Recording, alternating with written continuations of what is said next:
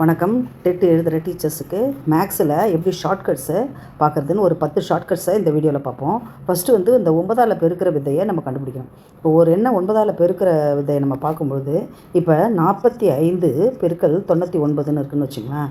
நம்ம என்ன செய்யணும்னாக்கா இந்த 45 ஒன்றை கழிச்சிட்டா என்ன வருது? 44 வருதுங்களா? இந்த 44 மறுபடியும் 99ல் கழிச்சிடணும். அப்போ 55 உங்களுக்கு கிடைக்கும். 55 கிடைக்கும். அப்போ 44 55 தான் விடை. அதாவது 9ஆல் பெருக்கும்பொழுது அந்த நம்பரை என்ன செய்யணும்? 9ஆலேயோ இல்லை 9 2 இலக்க 9ஓ இல்லை 3 இலக்க 9ஓ அப்படின்னு வந்ததுன்னா கொடுக்கப்பட்ட எண்களை என்ன செய்யணும்? கழிச்சிடணும். அந்த 99ஆல் கழிச்சிட்டு கழிக்கும்பொழுது நம்மளுக்கு 55 வரும். ஃபஸ்ட்டு ஒன்றை கழிக்கும் அதாவது 45 - 1 நம்மளுக்கு 44 வரும். இந்த 44 நம்ம பண்ணது 99லேருந்து லெஸ் பண்ணிட்டா 55. அதை ரெண்டுத்தையும் நம்ம போட்டுக்க வேண்டியது. இதுதான் இதனுடைய பெருக்கு தொகை இதுதான். ஈஸியாக டக்குன்னு ஒரு நிமிஷத்தில் பெருக்கிடலாம். ரெண்டாவது ட்ரிக்கு பாருங்கள். 5இல் முடியும் எண்களுடைய வர்க்கம் காணுதல். இப்போ ஒரு நம்பரு 45 25 35 இந்த மாதிரி 5இல் முடியும் எண்களை நம்ம வர்க்கம் காணணும்னு வச்சுங்களேன். இப்போ 65ன்னு எடுத்துக்கிட்டோம்னாக்கா இப்போ 5 25ன்னு இந்த 2 ஸ்தானத்தை போட்டணும்.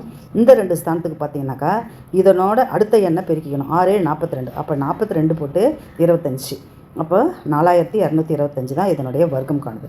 இப்போ 45ன்னு பார்த்தீங்களேன். இப்போ 25 போட்டுக்கிறோம். 4க்கு அடுத்த எண்ணு 5. அதனால் 4 5 20.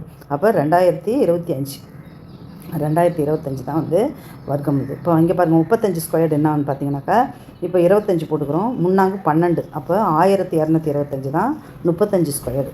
அதனால் இந்த ஸ்கொயர்டு காணும்போது இந்த வேதிக் மேக்ஸை யூஸ் பண்ணணும். வகுபடும் தன்மை. இப்போ வகுபடும் தன்மை பார்த்திங்கன்னா ஒரு எண்ணு 2ஆல் வகுபடும் அப்படின்னு இருக்குன்னா இப்போ 1050ன்னு இருக்குது. இப்போ இந்த எண்ணு 1வது இலக்கம் 0ஓ 2ஓ 4ஓ 6ஓ 8ஓ 0ஓ இருந்ததுன்னா மேக்ஸ் டீச்சரிங்கிறதால உங்களுக்கு ஓரளவு தெரிஞ்சிருக்கும். இது 2ஆல் வகுப்படும். 3ஆல் வகுப்படும்னு பார்த்தீங்கன்னாக்கா ஒவ்வொரு டிஜிட்டையும் ஆட் பண்ணணும். 1 + 0 + 5 + 0. இப்போ நம்ம ஆட் பண்ணும்போது 6 வருது.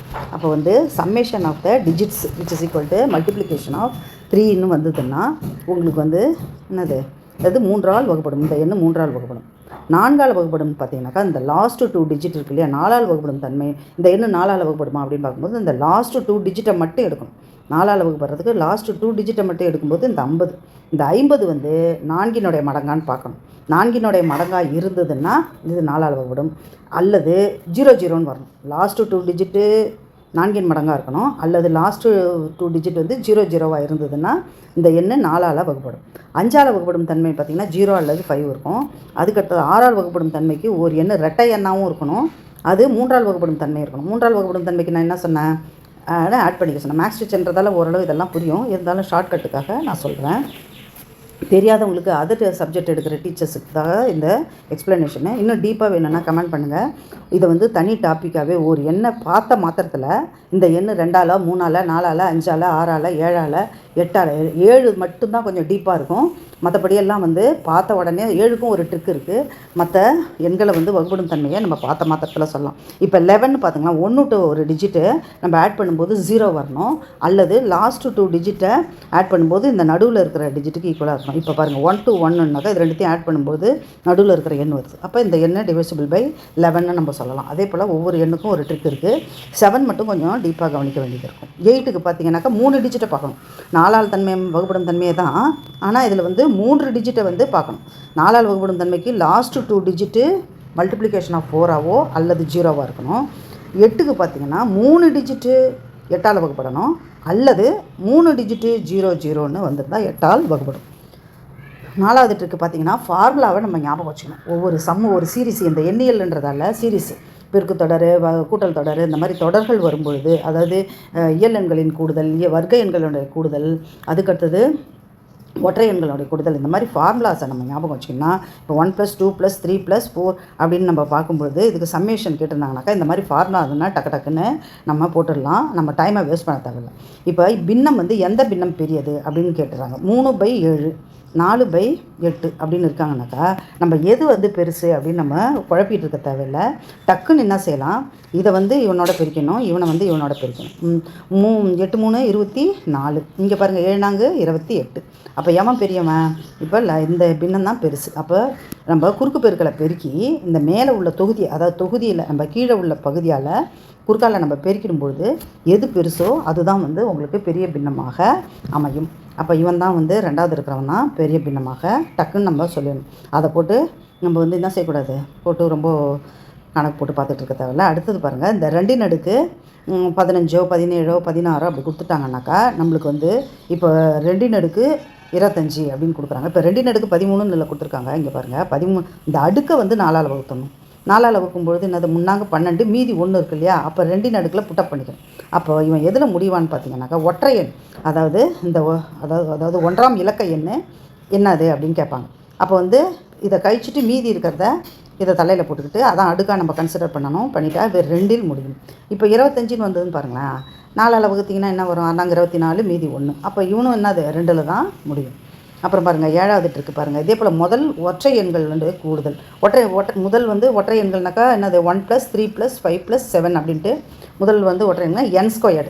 அப்போ எத்தனை எண்கள் இருக்குது, இதில் 4 எண்கள் இருக்குது. அப்போ 4² = 16. இப்போ ஆட் பண்ணி பாருங்கள், 4 9 16 வந்துருச்சா. இது நம்பர் ஆஃப் எலமெண்ட்ஸு, அதுதான் இங்கே வந்து n². இதே ரெட்டை எண்கள்னால் n × n + 1. இங்கே பாருங்கள் 2 + 4 + 6 + 8. இங்கே பாருங்கள் 4 நம்பர்ஸ் இருக்குது, அதனால் 4 × 4 + 1, ஸோ 5 அது 4 × 5, ஸோ we get 20 வருதுங்களா. இப்போ ஆட் பண்ணி பாருங்கள் 20 வந்துருச்சா. இப்போ சப்போஸ் இதில் ஏதாவது ஒரு மிஸ் ஆச்சுன்னா அதை லெஸ் பண்ணிவிட்டு அதை வந்து மீதியை நம்ம போடணும். இதுதான் வந்து இந்த ஃபார்முலாவையும் நம்ம ஞாபகம் வச்சுக்கணும்.